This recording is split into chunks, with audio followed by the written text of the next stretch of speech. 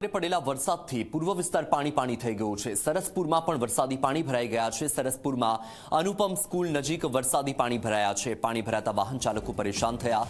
કલાકો બાદ પણ પાણીનો ઓસરતા તંત્રની કામગીરી સામે સવાલ ઉઠ્યા છે। દર વર્ષે આવી જ સ્થિતિ હોવાની લોકોની ફરિયાદ। તો આ દ્રશ્યો આપ જોઈ રહ્યા છો અમદાવાદના સરસપુર વિસ્તારના અનુપમ સ્કૂલ પાસેના કે જ્યાં વરસાદી પાણી ભરાઈ ગયા છે। વરસાદ ગયા ને હજી ઘણા બધા કલાકો થઈ ગયા છે, પરંતુ તેમ છતાં પાણી ઓસર્યા નથી। સરસપુરના આ દ્રશ્યો જુઓ કે જ્યાં સરસપુરમાં અનુપમ સ્કૂલ જ્યાં છે ત્યાં આ પ્રકારના દ્રશ્યો ઘૂંટણસમાં પાણી ભરાઈ ચૂક્યા છે। 9 થી 9:30 વાગ્યાનો સમય થઈ ચૂક્યો છે, પરંતુ હજી સુધી પાણી ઓસર્યા નથી। જો અમદાવાદ મહાનગરપાલિકા દાવા કરતી હોય કે 1 કે 2 કલાકમાં પાણી ઓસરી જતા હોય તો 6 થી 7 કલાક થયા, પરંતુ હજી સુધી અહીં પાણી ઓસર્યા નથી।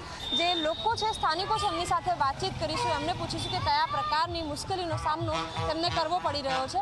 આપ જણાવો, કેટલા સમયથી પાણી ભરાઈ રહ્યું છે? મેડમ, અહીંયા ઓછામાં ઓછા 30-35 વર્ષથી આ આખો એરિયામાં અહીંયા છે તપોવન સોસાયટીથી માંડીને આગળ મિલન એવરેસ્ટ ટોકીજ ભીડભંજન આ અહીંયા સ્કૂલ છે। અહીંયાના રહીશોને કોઈ પણ જાતના પ્રોબ્લેમો સોલ્વ થતા નથી।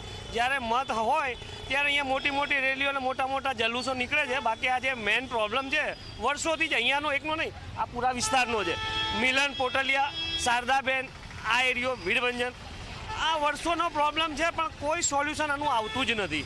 બિલકુલ, અમદાવાદ મહાનગરપાલિકા કહે છે કે 1 કે 2 કલાકમાં પાણી ઓસરી જાય છે। આ કેટલા કલાક થયા? મેડમ, તમે પાછું સાંજે 6 વાગે અહીંયા ઇન્ટરવ્યૂ લેવા આવજો, તમને આની જ પોઝિશન મળશે। ખાલી વાતો કરવી છે અને અહીંયા મ્યુનિસિપાલિટીના કોઈ અધિકારી 5 વાગે આવે એટલે એમને ખ્યાલ આવી જશે કે પાણી ઉતરે છે કે નથી ઉતરતું।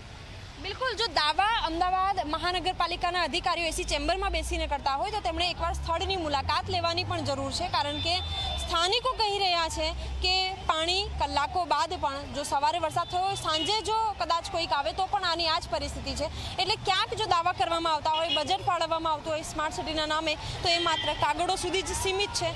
અને પરિસ્થિતિનો અંદાજ આપ લગાવી શકો છો કે જે રાહદારીઓ, જે વાહન ચાલકો આ પરિસ્થિતિમાંથી પસાર થઈ રહ્યા છે, એમને કેટલી મુશ્કેલીનો સામનો કરવો પડે છે।